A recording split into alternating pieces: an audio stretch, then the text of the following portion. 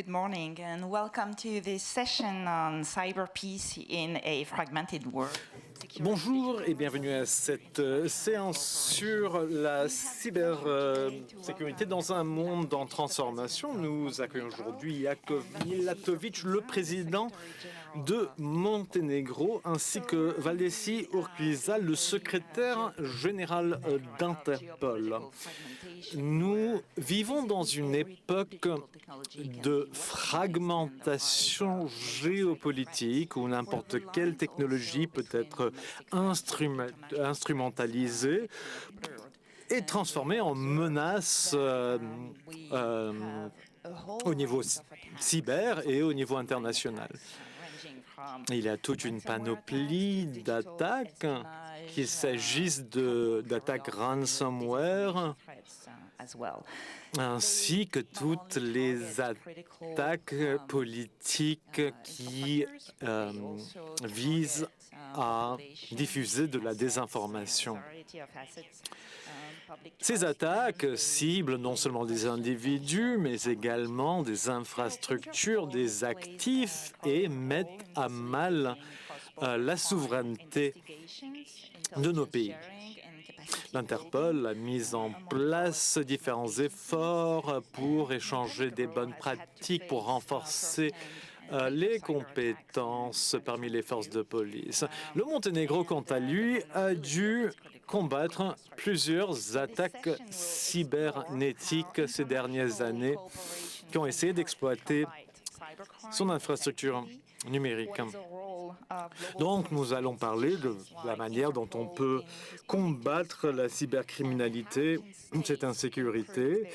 Quel est le rôle d'Interpol dans ce travail? Comment est-ce que les États peuvent renforcer leur résilience pour faire face et combattre la cybercriminalité?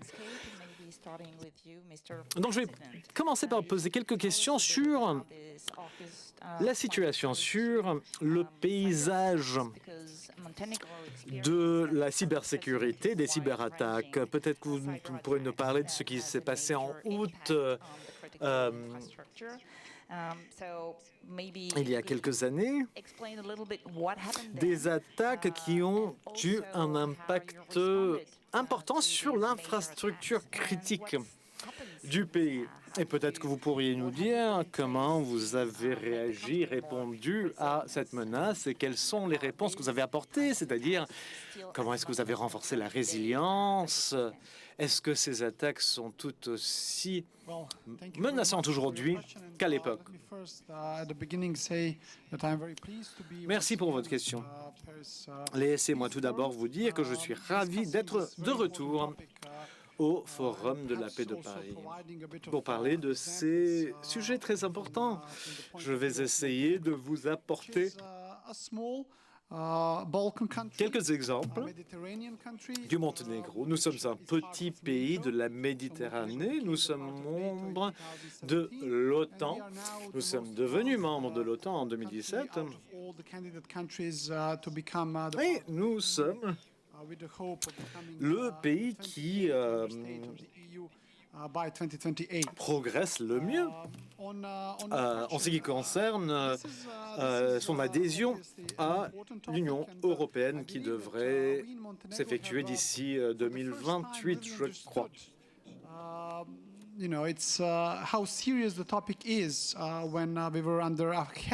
Lorsque nous avons subi cette lourde attaque cybernétique il y a quelques années, avant cette attaque, nous ne nous rendions pas compte à quel point c'était quelque chose de menaçant et de grave. Vous pensez souvent que ce genre de choses arrive à d'autres, mais nous avons donc fait l'expérience d'une très lourde cyberattaque en août 2022. Une attaque qui a mis à genoux, qui a fermé beaucoup de nos services publics, de nos infrastructures publiques. Pour un petit pays comme le Monténégro, il était incroyablement important de lutter contre ce problème avec l'aide de nos partenaires internationaux. Donc, premier message, la coopération internationale était cruciale pour pouvoir répondre à cette question. À l'époque, je n'étais pas membre du gouvernement, mais néanmoins, je me souviens très bien de cette époque. Nous avons reçu l'appui de nos partenaires principaux, y compris des acteurs venus de France, des États-Unis et de différents pays de l'Union européenne.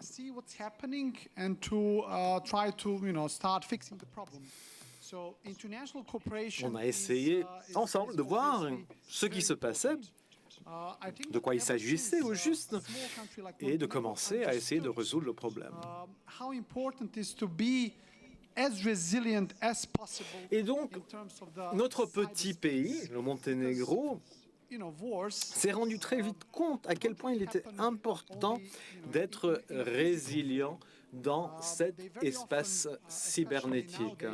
Les attaques ne sont plus vraiment des attaques physiques. Ce sont des choses qui nous impactent dans l'espace numérique de plus en plus. Et donc, nous mettons à jour nos législations, nos règles, nos pratiques pour être au même niveau que les pays de l'OTAN. Unless we would have been attacked, in 2022. So there is a Cela nous aurait finalement pris beaucoup plus de temps pour prendre conscience de l'importance de cette préparation, de ces modifications législatives, etc. Et on pourrait dire que il y a quand même un côté positif à cette attaque qui nous a frappés, puisque cela nous a forcés à prendre conscience de l'ampleur du problème et d'agir.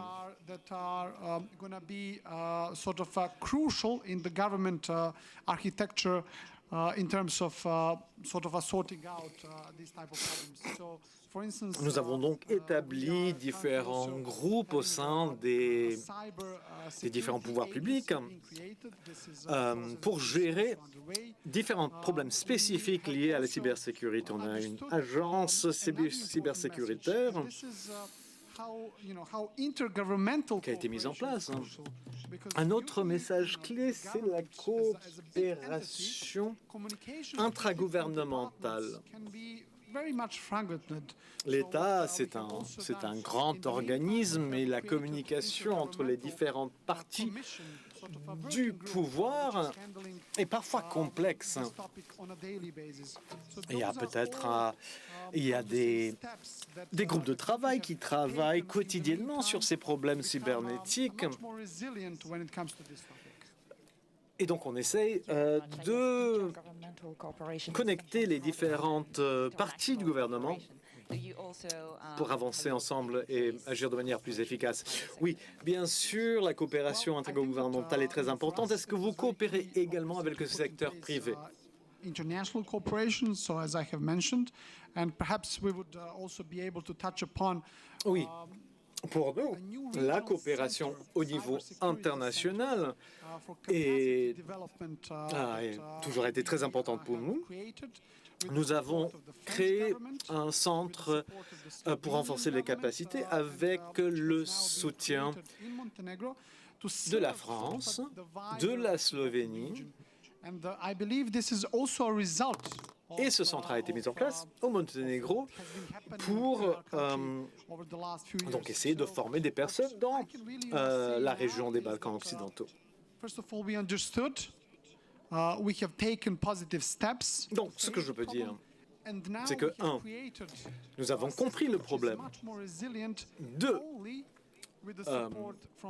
nous avons mis en place un système pour le combattre qui est seulement possible grâce à nos partenaires internationaux au final.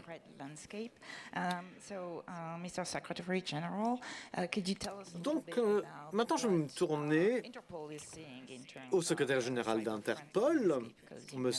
Valdessi Urquiza, qui nous parlera peut-être plus de l'écosystème de la cybercriminalité. Pouvez-nous dire ce que vous voyez en ce moment? Quels sont les modes opérationnels, le type d'attaque et comment est-ce que vous pouvez avoir une vision aussi exhaustive que possible des menaces possibles? Bonjour, merci. Je suis ravi d'être au Forum de la Paris pour la pub pour la deuxième fois. Je suis ravi d'être là pour représenter non seulement Interpol, mais les 196 agences policières qui font partie de l'organisation. Il y a eu un événement à Singapour il y a quelques années qui s'est concentré sur la préparation et la résistance aux nouvelles cybermenaces. Nous sommes bien placés de manière stratégique. Nous recevons des informations de 196 différents pays sur ces menaces cybernétiques. Et donc, nous élaborons des évaluations du niveau de menace au niveau national, régional, mondial, etc. Dernièrement, nous avons publié un rapport sur les cybermenaces qui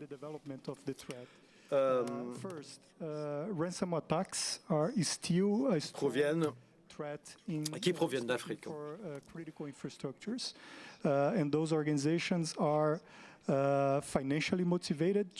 Les attaques ransomware ont malheureusement toujours un impact fort et négatif sur nos infrastructures et ces réseaux criminels tirent parti des technologies les plus récentes, comme les services d'intelligence artificielle. Ça rend la tâche beaucoup plus complexe pour les victimes. Et c'est plus difficile pour qu'ils puissent enquêter sur ces attaques. Ces nouveaux outils informatiques donnent la possibilité aux acteurs également de agir beaucoup plus loin.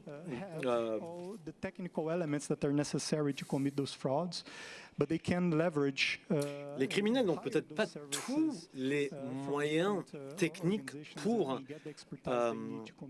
commettre ces escroqueries, mais ils peuvent louer du matériel pour mettre en place des attaques assez sophistiquées.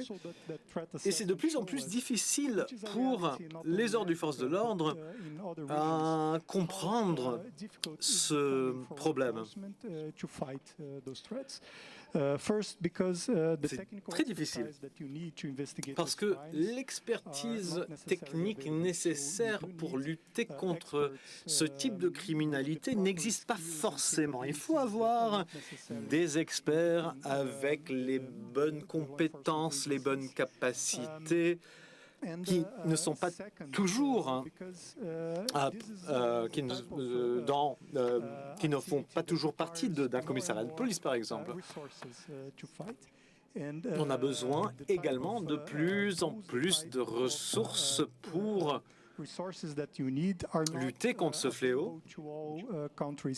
Et les moyens ne sont pas disponibles pour tous les pays. Donc l'évaluation du niveau de la menace est quelque chose qui est disponible publiquement. Et j'encourage vivement les membres de l'auditoire à consulter ce rapport. Donc, outre la publication de cette évaluation de la menace, est-ce que vous communiquez des informations à vos partenaires, aux différents pays de votre organisation s'il y a menace?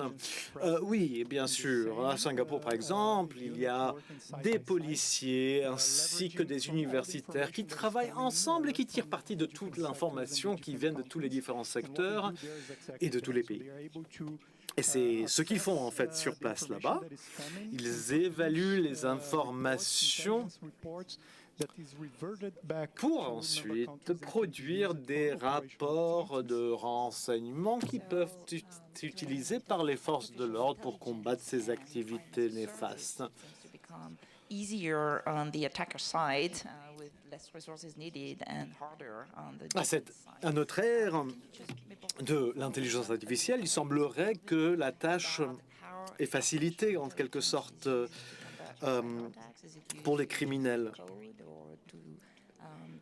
Est-ce que vous pouvez nous dire comment l'IA est utilisée? Est-ce que ça génère des codes? Est-ce que ça crée du phishing? Oui, nous voyons le scénario évoluer tous les jours. Ils peuvent générer les composantes, les virus, les malwares qui sont déployés lors de l'attaque. The frauds, making it more difficult for the victims to identify when they are being targeted, because they can generate scripts that are focused on the specific group that they are targeting. L'IA permet également de rédiger des scripts qui ciblent précisément des personnes qui sont ciblées donc par ces fraudes. Donc c'est beaucoup plus difficile ensuite pour la personne qui est victime de ce type d'attaque de se rendre compte, puisque le message est fait sur mesure par l'IA. L'IA est importante pour les réseaux criminels pour pouvoir réaliser ces attaques, mais c'est quelque chose qui est également important dans la lutte contre ces attaques. À Singapour, nous travaillons sur l'utilisation de l'IA dans la prévention et l'enquête de ce type de crime. Monsieur le Président, vous voulez réagir? Je voulais souligner un autre sujet très important, encore plus grave que les cyberattaques. Il s'agit des attaques hybrides. Nous vivons à présent dans un monde qui devient de plus en plus multipolaire.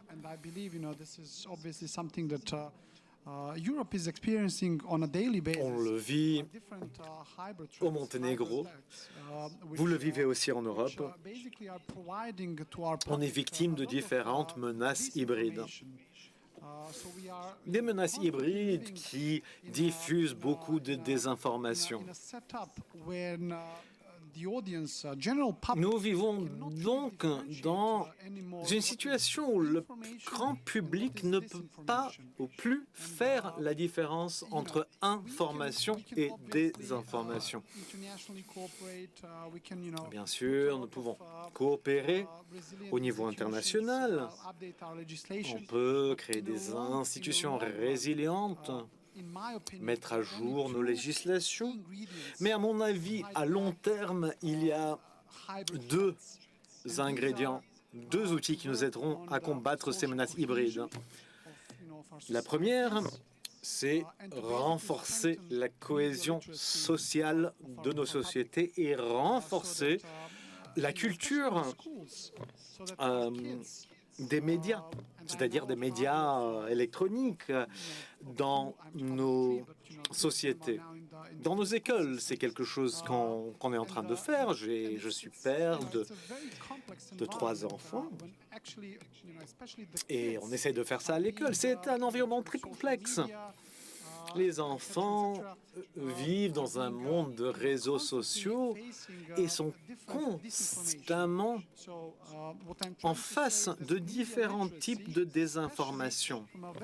Donc, cette littératie, cette culture médiatique doit être consolidée. Il faut que le grand public puisse facilement faire la différence entre ce qui est vrai, ce qui est faux, ce qui est information et désinformation, et cela renforcera la résilience de nos sociétés.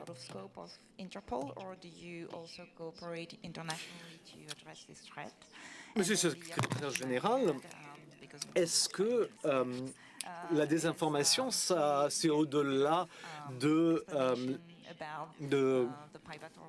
du périmètre du travail d'Interpol.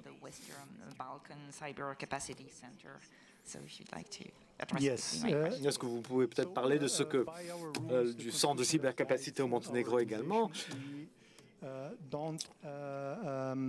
Oui, selon notre constitution, c'est-à-dire la constitution de l'Interpol, nous ne combattons pas les cybermenaces, nous combattons uniquement les cybercrimes, les crimes cybernétiques. Mais Son Excellence a dit qu'il y avait un besoin de coopération et de coopération transsectorielle également. La cybercriminalité est un crime qui ne connaît pas de frontières. C'est un crime transfrontalier. Vous pouvez voir des membres de différentes organisations criminelles qui viennent de différents pays. Et nous essayons donc de mettre en place un système grâce auquel on peut partager les informations rapidement. Donc, je suis complètement d'accord avec Son Excellence pour dire que la collaboration, l'échange d'informations est essentiel.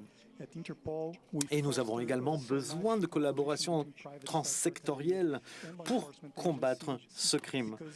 Donc nous travaillons avec le monde universitaire, avec le secteur privé également. Parce que souvent, les informations dont vous avez besoin pour combattre les cybermenaces sont entre les mains du secteur privé. Donc, il faut qu'on collabore pour comprendre la situation. Il faut qu'ils nous donnent ces informations pour pouvoir lutter contre ce problème. Working with Interpol, with Europol, is crucial. So, for instance, Monténégro est un petit pays pour lequel il est absolument crucial de collaborer avec d'autres pays. On est petit, on a besoin de collaboration. Nous avons travaillé avec différentes forces de police européennes, dont françaises, Europol, et grâce à cette collaboration, nous avons pu poursuivre d'importants criminels devant les cours de notre pays. Ultimately, it really comes also to the integrity of the people who are part of the law enforcement system. Et sur un plan peut-être un peu plus philosophique, beaucoup dépend au final de l'intégrité des personnes qui constituent le système de l'ordre public. Nous avons compris dans le passé qu'une partie de notre force de sécurité ne luttait pas contre la criminalité organisée, mais en faisait partie. C'était des criminels. Nous avons donc entrepris des réformes et des anciens policiers sont maintenant devant la cour pour les méfaits qu'ils ont fait dans le passé. Nous n'aurions pas pu mettre en place ces transformations tout seuls. Et c'est pour ça qu'Europol, Interpol, la France ont joué un rôle crucial dans ces modifications de notre système, une transformation même. Nous sommes maintenant en train de mettre en place un centre de développement des capacités pour la région des Balkans occidentaux avec le fort soutien du gouvernement français ainsi que du gouvernement de la Slovénie. Cela place le Monténégro au centre d'un système de lutte contre la cybercriminalité dans la région, donc des Balkans. Est-ce que vous voulez dire deux mots sur ce centre et de votre rôle de collaboration dans ce projet? Oui, je crois que ce que son Excellence a dit, c'est exactement ce qu'on essaye de faire lorsque nous travaillons avec nos différents pays membres. Il s'agit de rassembler l'expertise, les renseignements, les capacités. On ne peut pas lutter contre des menaces complexes comme la cybercriminalité tout seul. Donc je pense que le Monténégro a tiré parti de cet esprit de collaboration au bon moment.